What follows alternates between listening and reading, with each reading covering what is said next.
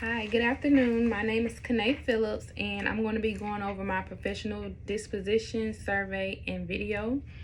The first question is, what is the special education teacher's role in supporting learning, improving planning and practice, upholding professional expectations and ethics, and collaboratively advancing the profession? The role of a special education teacher is to provide support to the students and as well as the general education teachers.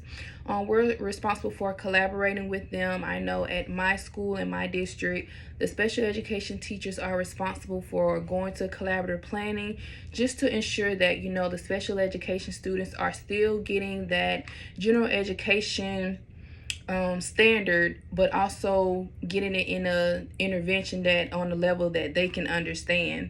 We're also responsible for making sure that they're receiving their services, accommodations, and modifications while they're in a general education setting. And I know for me, I work with students in a small group in the general education setting, not necessarily students with disabilities, but I also work with students who are struggling, who have not been identified as special education students yet. So most importantly, we are responsible for just adding to the general education teachers' help. We provide support, we provide co-teaching strategies, we just help out in any way the general education teacher needs us. The second question is, what dispositions that you currently possess will help you become a successful teacher? What dispositions do you need to work on before you enter the classroom as a first-year teacher? The dispositions that I currently possess are high expectations.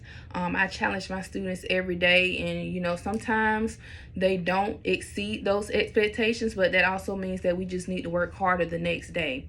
The next disposition that I possess is fairness. I provide fairness to each one of my students. I make sure that they receive the same respect, the same assignments. Everything is one. I don't treat anyone differently. The next one is professional conduct. I remain professional at all times, whether it be with my students, my coworkers, my administrators, my parents. I make sure I'm professional at all times.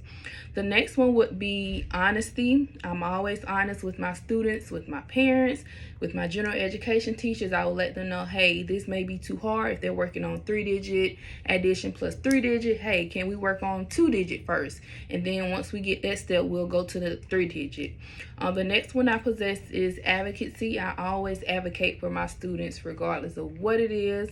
I'm always right there for them, and I always have their back. The next one I would have is dedication. I'm dedicated to teaching special education. I love what I do. My students are my heart, and I just have a passion for working with students with disabilities. The next question is, what effect could personal biases have on expectations that teachers have for their students? How could these biases affect their relationship with students and their families? Personal biases should never be brought into the workplace. It's unprofessional. The way that you see a student outside of school may not be the same way that they act inside the school. And it could affect how you perform your daily duties. It can affect how the students perform if they feel like, my teacher is treating me a certain kind of way and she hasn't given me a chance. That can affect how they work. That can affect their behavior. That can affect how they feel when they're around you. It can affect how how parents feel when their child is in your presence. Some parents may lose trust with you. Some students may feel uncomfortable. They may act out because of how you treat them or how you feel or how you look at them. So personal biases could affect the child, the parents, the whole school environment. So I just feel like personal biases should not be in the workplace. Thank you.